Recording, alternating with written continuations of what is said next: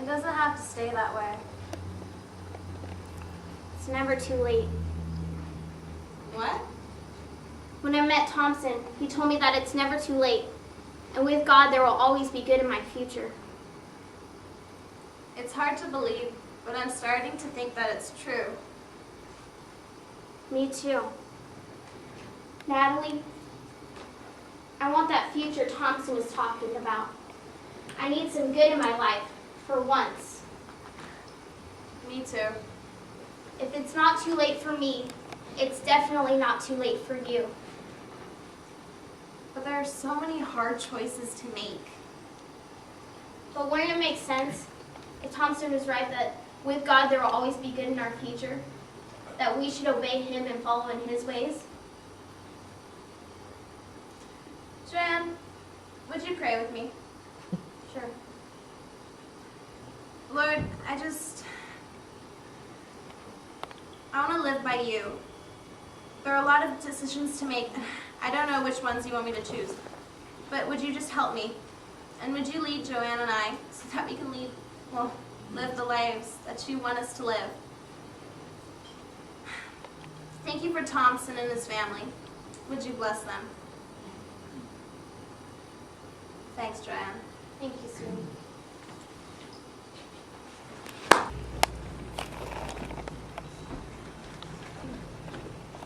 Do you want another one?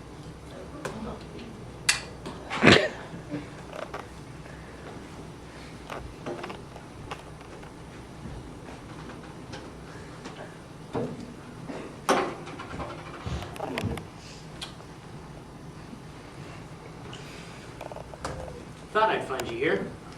Congratulations, you found me. What do you want? Here to keep you from ruining your life. A little too late. It's 3 in the afternoon, Trev.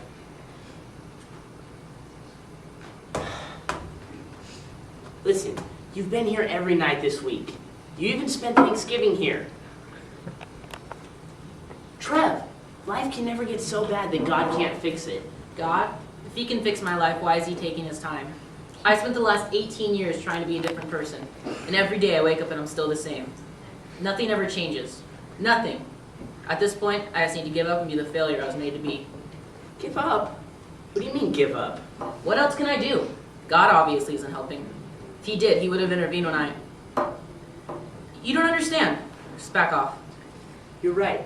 I don't understand. And that's because you're so busy wallowing in your own self-pity that you haven't bothered to share with anyone who might actually be able to help you. You're blind to the good things in your life, Trev. There's so much more than this. You need to start living for once, and maybe you'd see that. Trevor, let me help you. You said you made some bad choices 18 years ago. What happened?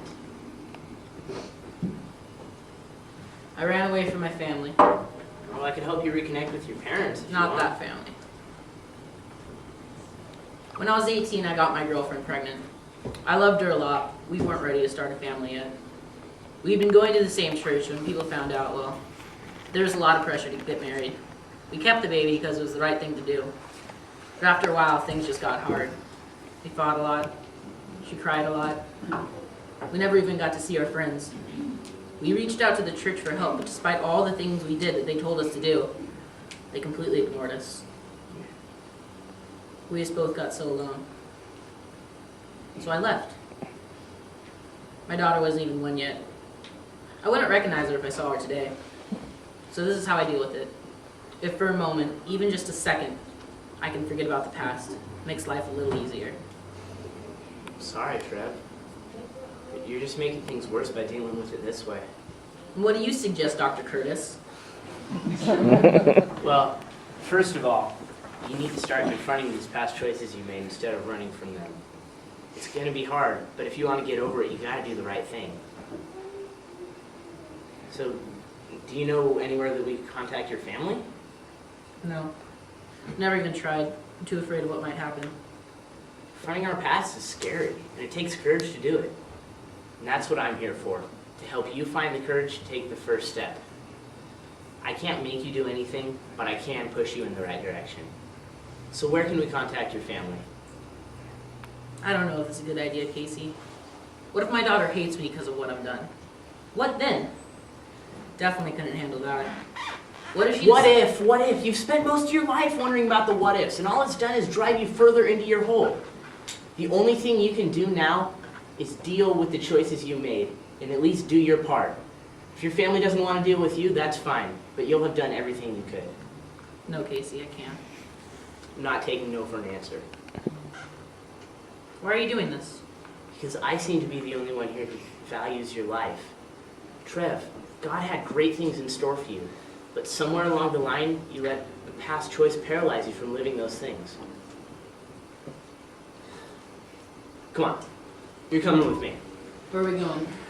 I want to show you something. It's time for you to realize how little your problems really are.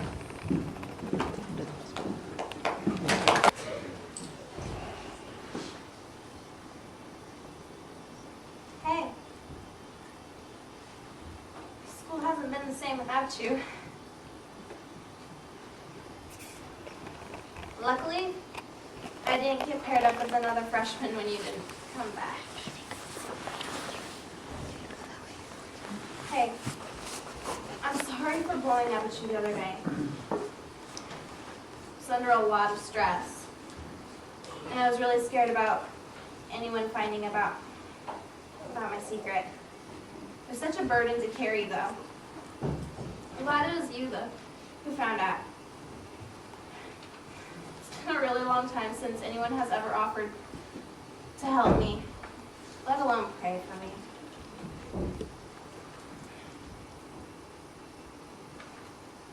Thank you for your advice. Well, you made me see that even though I called myself a Christian, I wasn't living that life.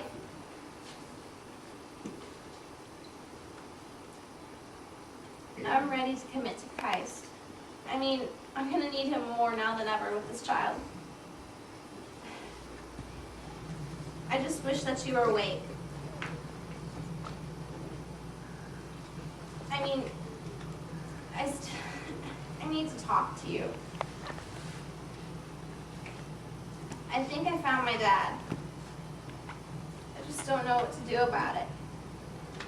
I mean, he's had 18 years to come back, but he never did. Would he even care? Should I tell him? Should I just let it go? What should I do, Thompson?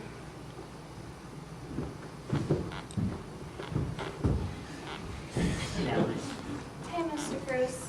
Mr. Collins. Is that Thompson? What happened? You mean you don't know? I thought you two were good friends. Apparently the fire was too much for him. His lungs were already weak from the Lou Gehrig's. He couldn't handle the smoke. The doctor said that the lack of oxygen to his brains caused too much damage. They said that the only thing we can do now is take him off the life support and let him go. I didn't know. It's because you've been so wrapped up in your past choices that you haven't given much thought to anyone else. Your actions, or lack of them, will always affect the people around you. You have to decide whether it will be positive or negative. I'm sorry you have to go through this, Casey. Don't be. I'm not. This is God's will, and I will not be sorry for something that He's deemed good. Trev, I brought you here because I wanted you to see how my son lived his life. He's dealt with this disease for a long time. He never once complained, never once blamed anyone, never once held an angry fist at God. Others were always first, and then himself. Trevor, God did not create you for night after night of nothing but alcohol and solitude. There are people out there who need you to be who He created you to be. I want to get through this, Casey. We will. We'll do it together. But now I'm going to have to ask both of you to leave. They're letting him off life support tonight, and I want to be there with him. Thanks for coming, Natalie.